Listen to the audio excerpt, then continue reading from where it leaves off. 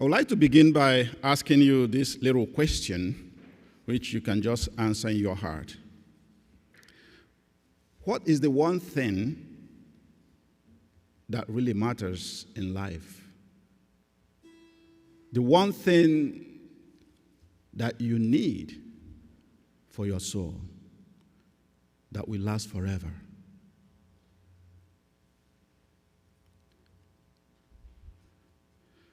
I know you may have different answers, but for me, I think it is building a relationship with God, building a relationship with Jesus Christ.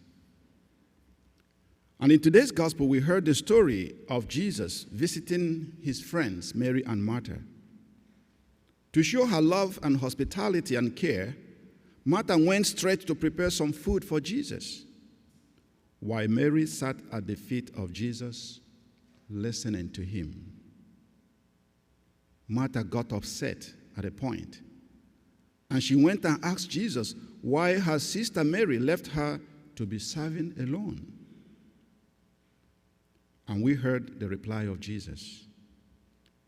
Martha, Martha, you are worried and distracted by many things.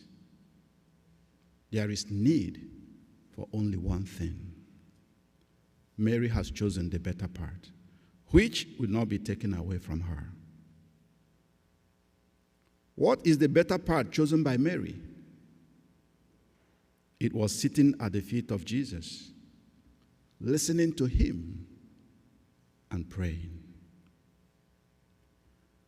Martha's hospitality and service was definitely important, but she was so preoccupied with it that it distracted her from being with Jesus, from recognizing the presence of Jesus who has come to her home.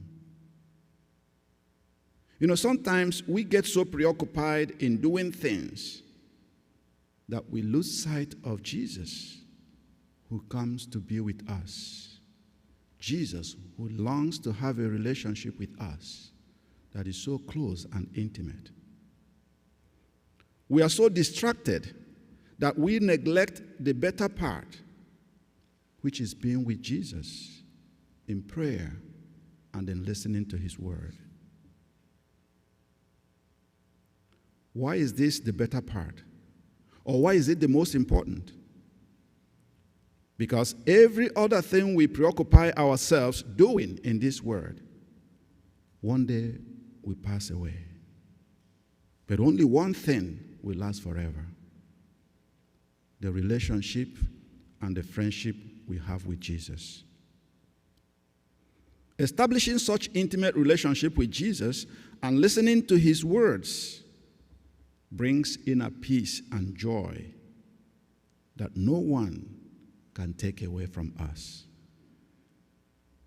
Unfortunately, we allow ourselves to be defined sometimes by the society and the societal values. We allow ourselves to be distracted by what we do, and we forget who we are. And who are we? We are children of God. We are disciples of Christ. For the past 3 weeks, we have been focusing on the theme called to discipleship. And we have seen different aspects of what it means to be a disciple. The first week of our series, we hear that a disciple is one who responds to the invitation of Christ, one who believes in Jesus and makes a conscious decision to follow Jesus Christ. The second week, we heard that a disciple is one who is sent to spread the good news of God's love, his mercy, and salvation in the world. The third week, we heard that a disciple is one who learns from the Master Jesus and who strives to follow him and his example by loving God with all his or her heart and by loving his or her neighbor like the Good Samaritan. And today, the fourth week of our series, we look at a disciple as one who prays and one who serves, one who listens to the word of God. And we can see this in the two figures that were presented today in the gospel. The attitude of Mary, who sat at the feet of Jesus Christ, listening to him and praying. And we also see in the attitude of Martha, who served and gave hospitality to Jesus. Both of them teach us that a disciple is one who is called to sit at the foot of Jesus, to listen, to pray, but also one who is called to serve, to give hospitality to others, especially strangers. Both of these are important and should complement each other. None of them is more important than the other. As disciples of Christ, we must spend some time with Jesus in prayer and then listening to his word in order to draw inspiration and strength for the mission that he has given to us. Whatever mission, whatever work, whatever profession we have, God has called us to serve him there. And for us to do it well, we must cultivate this habit and attitude of coming back to Jesus, to listen to him, to know what is the will of God, not our own will. At the same time, the disciple of Christ must find time to put his or her faith at work through an active service to God and to the community. If one works all the time without finding time to be with Jesus in prayer, it becomes a mere humanism. Just being a nice person. And if one only prays but never gets engaged in serving God and in serving his or her community, his faith or her faith will be empty. So the two must go together for us to be authentic disciples of Christ. In the first reading today, we saw how Abraham, our father in faith, a man of prayer, demonstrated his faith and love for God, and also demonstrated that in serving and giving hospitality to strangers who came to him like an angel or like angels. He never knew they were angels. It was just in his nature to be good, to be generous, to be kind to others. He welcomed them. He gave hospitality. And that attracted a miraculous blessing to him and to his barren wife, Sarah. And that reminds all of us that when we serve others, when we welcome a stranger, when we give hospitality to others, we are truly serving God. And that definitely will attract his blessings. And so, my friends, today we are invited to become disciples of Christ. You know, to be a disciple is different from being a volunteer. Because here in our parish or in the church, most often we use this word volunteer. I volunteer at the church. But are we really called to be a disciple or called to be a volunteer? I'm going to give some few examples to show us the difference between a disciple and a volunteer. Volunteers give from the excess time they have, but disciples make time to serve and to offer their time to others.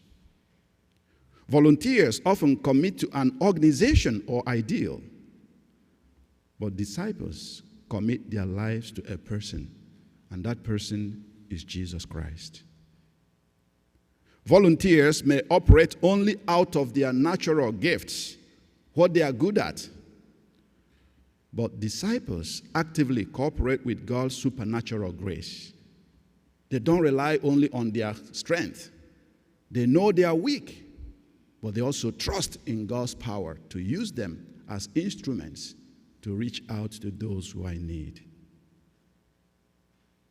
Volunteers may operate only out of their volunteers more easily experience burnout because they are doing it on their own power. But disciples tend toward healthy longevity because they know how to come to Jesus to renew their strength and to deposit all their worries and cares and anxiety in his hands because he cares. Volunteers tend toward possessing their area of service, but disciples cultivate healthy detachment and they try to raise other disciples because they want continuity. They know that if their ministry or their life or whatever they do does not continue, then that will be the end. And so they invest in raising other disciples. Volunteers' identity often gets wrapped up in what they do. That's what gives them meaning. But disciples recognize that their identity comes from their Father's love. Their identity, who they are, comes from the image of God that is in them. And that's why they are not discouraged.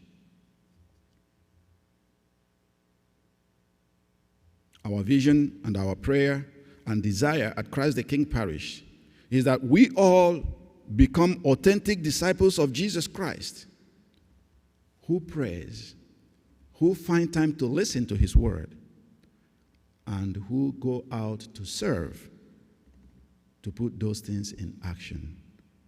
Not just volunteers. Hence, this week, dear friends, I invite you to reflect on our call to discipleship, on your call to discipleship. You have been called to be a disciple of Christ. How are you responding to that call? Are you a volunteer or are you a disciple? Are you making a conscious decision to follow Jesus Christ every day of your life, in good times and in bad, in the ups and downs of life? Do you realize that Jesus is with you? That Jesus comes to you? That you are not alone? And you decide to follow him, to hold on to him? Do you see yourself as being sent into the world by Jesus Christ to make disciples? Do you make out time to learn more about your faith? To learn more about the Word of God, which we are called to go and share with others? Do we make time to sit at the feet of Jesus, listening to him, praying and discerning what is his will in your life, in your family, and in your ministry?